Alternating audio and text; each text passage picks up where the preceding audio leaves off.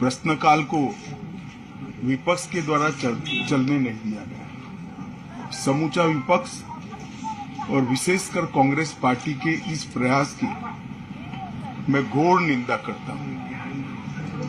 अरुणाचल में 8 की देर रात और 9 की सुबह घटी घटनाओं का हवाला देते हुए विपक्ष ने बहुमूल्य प्रश्नकाल को स्थगित करवा दिया।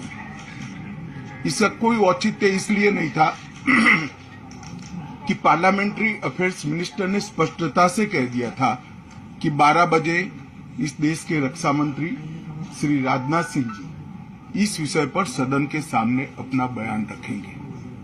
जब बयान रखने की बात कर ही दी तो इसका कोई औचित्य नहीं था। मुझे भी थोड़ा आश्चर्य लगा। फिर मैंने प्रश्नकाल के सूची को देखा तो 5 नंबर का प्रश्न देखकर मैं इनकी चिंता समझ गया। 5 नंबर के प्रश्न है राजीव गांधी फाउंडेशन के FCRA रजिस्ट्रेशन को रद्द करने के बारे में। अब उन्हीं के कांग्रेस के ही सदस्य के द्वारा ये प्रश्न पूछा गया और जवाब में बहुत स्पष्ट था।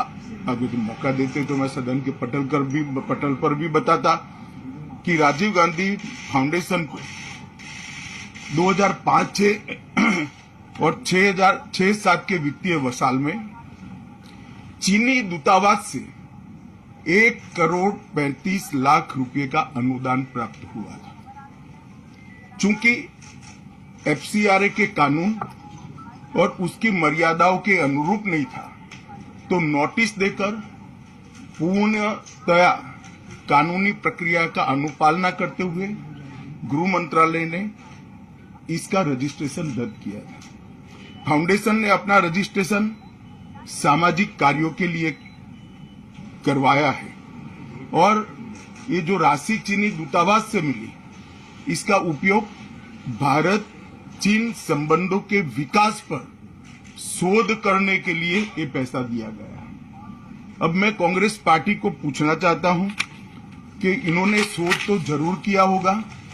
क्या उनकी शोध में 1962 में जो हजारों हेक्टेयर भूमि भारत की चीन ने हड़प ली वो शामिल था क्या? और शोध इस पर किया तो रिपोर्ट क्या आई है? नेहरू जी के प्रेम के कारण सुरक्षा परिषद में भारत की स्थायी सदस्यता बलि चढ़ गई। इस विषय को उन्होंने शोध का विषय बनाया था क्या? और अगर बनाया था तो इसका नतीजा क्या हुआ? जिस वक्त गलवान के अंदर हमारे सेना के वीर जवान चीनियों से भिड़ रहे थे उस वक्त चीनी दूतावास के अधिकारियों को कौन रात्रि भोज दे रहा था? वो उनकी शोध का विषय था क्या? अगर था तो उसका नतीजा क्या हुआ? जब उनकी सरकार थी तो 2006 में भारत में चीन के दूतावास ने पूरे अरुणाचल और पूरे नेफा पर दावा कर दिया। वो उनकी शोध का विषय था क्या? अगर शोध हुई तो उसका नतीजा क्या हुआ? 25 मई 2007 को चीन ने कांग्रेस के ही मुख्यमंत्री दोरजी खंडू को वीजा देने से इनकार कर दिया क्योंकि ये तो हमारा ही हिस्सा है अरुणाचल। ये भी शोध किया गया क्या? 13 अक्टूबर 2009 को मनमोहन सिंह की अरुणाचल यात्रा पर चीन ने आपत्ति जताई, वो आपने जांच किया है क्या? और 2010 में चीन ने जम्मू कश्मीर के लोगों को ट्रिपल वीजा जारी करने की प्रथा शुरू की, ये भी क्या आपका शोध का विषय था? 2011 में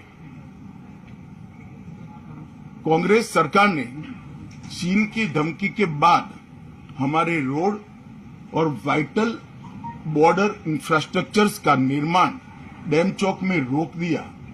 ये क्यों रोका गया इसकी भी शोध की है।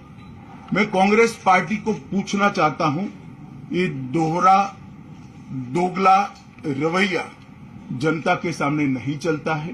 जनता सब देख रही है। आपके परिवार द्वारा चलाया गया फाउंडेशन, उसका FCRA रजिस्ट्रेशन चीन की दूतावास से मिले हुए अनुदान से समाप्त हुआ है।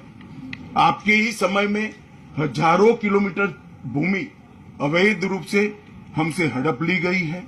आपके ही समय में हमें मिली हुई सुरक्षा परिषद की सदस्यता आपने निजी संबंधों को बनाने के लिए चीन की भेंट कर दी है। ये सारी जनता ये सभी विषयों को जानती है। मैं इतना स्पष्ट कहना चाहता हूं कि भारतीय जनता पार्टी की सरकार है, नरेंद्र मोदी इसके प्रधानमंत्री है, और जब तक भारतीय जनता पार्टी की मोदी सरकार चल रही है, 1 इंच जमीन पर भी कोई कब्जा नहीं कर सकता। कल अपने सेना के जवानों ने जो 8 की देर रात को और 9 की सुबह को जो वीरता दिखाई है, मैं इसकी बुरी बुरी प्रशंसा करता हूं। इन्होंने घुसे हुए सभी लोगों को कुछ ही घंटों में वापस खदेड़ दिया और हमारी भूमि का रक्षण किया है। हाँ, राजीव गांधी फाउंडेशन के FCRA लाइसेंस रद्द होने का एक दूसरा भी कारण था। इस्लामिक रिसर्च फाउंडेशन की, जिसका प्रणेता जाकिर नायक है, जाकिर नायक को पूरा देश जानता है, उनसे भी 7 जुलाई 2011 को 50 लाख रुपया राजीव गांधी फाउंडेशन ने प्राप्त किया था। मैं पूछना चाहता हूं, राजीव गांधी फाउंडेशन के कर्ता धर्ता जो कांग्रेस की फैमिली पार्टी है, उसी के सदस्य हैं, तो आपको ये पैसा जाकिर नाइक ने किस मकसद के लिए दिया था, इसकी भी स्पष्टता देश की जनता के सामने होनी चाहिए।